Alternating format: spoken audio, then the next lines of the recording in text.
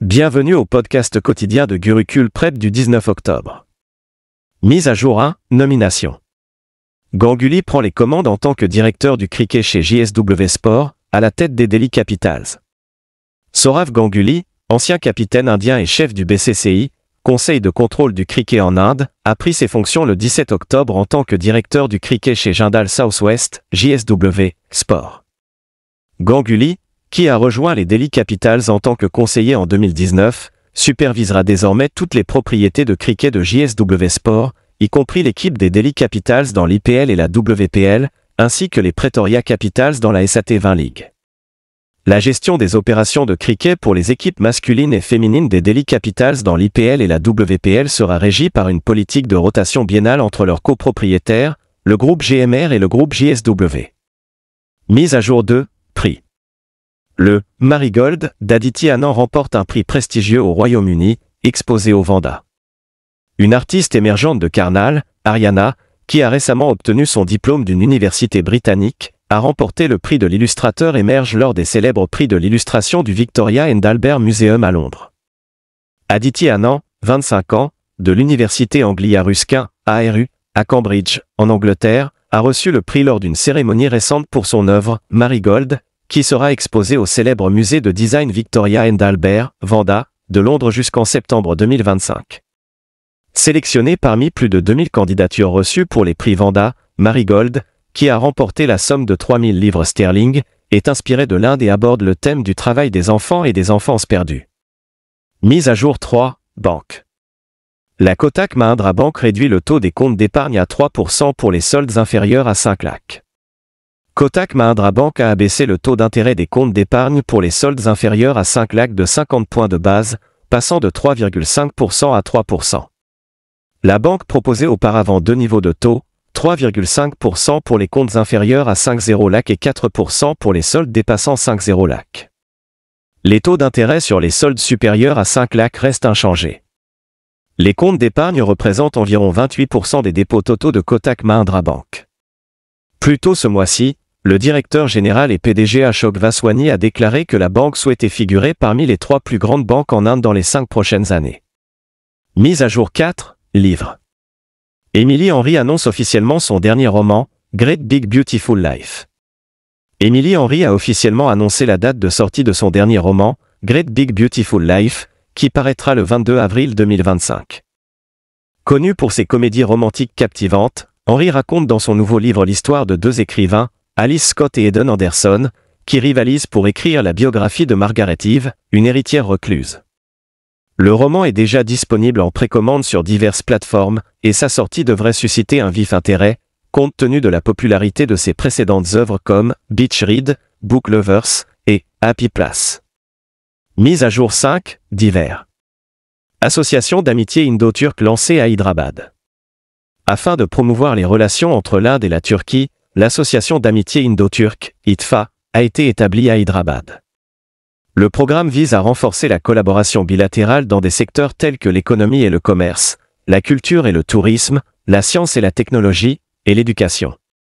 Lors d'une interaction avec les médias, le consul général de Turquie à Hyderabad, Orhan Yalman Okan, et le président de l'ITFA, Faiz Khan, ont souligné les mesures que l'association prendrait pour renforcer les liens entre les deux pays. Mise à jour 6, nationale.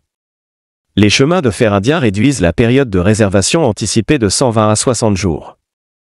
Les chemins de fer indiens ont réduit la période de réservation anticipée, PRA, de 120 jours à 60 jours, offrant ainsi une aide précieuse aux voyageurs de longue distance.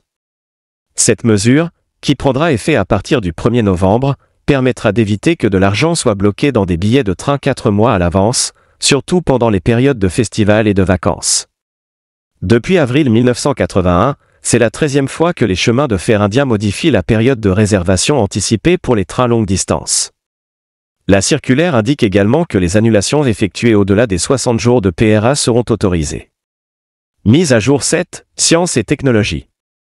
Lancement du premier moniteur de qualité de l'air intérieur auto-alimenté en Inde à l'aéroport de Thiruvananthapuram. Dr Jitendra Singh, ministre d'État à la science et à la technologie, à titre indépendant, a dévoilé Pavana Chitra, le premier moniteur de qualité de l'air intérieur auto-alimenté basé sur un aéroport en Inde, à l'aéroport international de Thiruvananthapuram. Ce moniteur de qualité de l'erreur réseau est alimenté par des cellules solaires intérieures produites localement par le CIRNIST. Le ministre a déclaré que l'Inde se prépare actuellement pour la prochaine révolution industrielle et que des mesures comme la stratégie Bio E3 y contribueront. Il est temps que l'Inde prenne de l'ampleur à l'échelle mondiale avec un accent primordial sur la biotechnologie, l'espace et les secteurs agricoles. Mise à jour 8. Sport. Vivan remporte l'argent, Naruka décroche le bronze à la Coupe du monde de tir. Vivan Kapoor a remporté la médaille d'argent dans l'épreuve de trap masculin lors de la finale de la Coupe du monde ISSF, tandis que son compatriote Ananjit Singh Naruka a pris la médaille de bronze dans le tournoi de skeet masculin. Avec ses exploits, le bilan des médailles de l'Inde dans le tournoi s'élève à 4. Kapoor a marqué 44 points en finale, se classant derrière le chinois Ying Kui, qui a remporté l'or. La médaille de bronze est allée au Turc Tolga Ntınse, qui a marqué 35 points.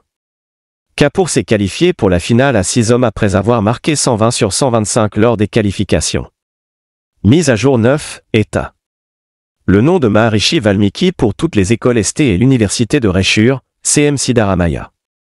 Le ministre en chef du Karnataka, Siddaramaiah, a annoncé que toutes les écoles résidentielles pour les tribus répertoriées, ST, et l'université de Raishur seront nommées d'après Maharishi Valmiki. Il a fait cette déclaration après avoir inauguré la cérémonie de la Jayanti de Valmiki du département du bien-être des classes défavorisées à Bengaluru. Toutes les écoles résidentielles pour les tribus répertoriées et l'université de Raishur seront nommées d'après Maharishi Valmiki. Je souhaite que le nom et la vie de Valmiki, qui a atteint le sommet grâce à la persévérance, soient immortalisés, a déclaré Siddaramaiah. Mise à jour 10, État. Le sanskrit devient obligatoire dans 416 madrasas de l'Uttarakhand.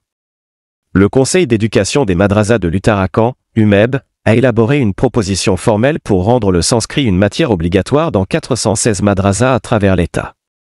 Pour effectuer ce changement, le Conseil prévoit de signer un protocole d'accord avec le département du sanskrit de l'État. En plus du sanskrit, des cours d'informatique sont envisagés pour enrichir le programme académique des élèves des madrasas. Le Conseil a introduit le programme de l'ENSER dans les madrasas, ce qui a conduit à un taux de réussite supérieur à 95% pour les élèves cette année.